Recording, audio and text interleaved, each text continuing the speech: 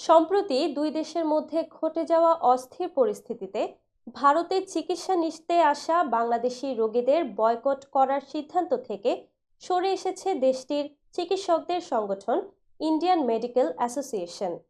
একই সঙ্গে দুই দেশের ব্যবসায় যাতে কোনো ধরনের লোকসান না হয় সে বিষয়ে অনুরোধ করেছে পশ্চিমবঙ্গের ব্যবসায়ীদের সংগঠন বেঙ্গল চেম্বার অব কমার্স।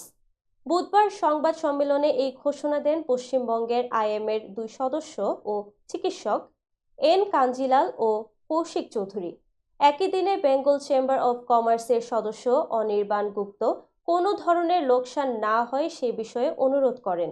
চিকিৎসকদের আরও মানবিক হওয়ার জন্য অনুরোধ করে এই দুই চিকিৎসক বলেন, কোনোভাবেই ভারতে আসা বাংলাদেশি রোগীদের চিকিৎসা বন্ধ করা যাবে না।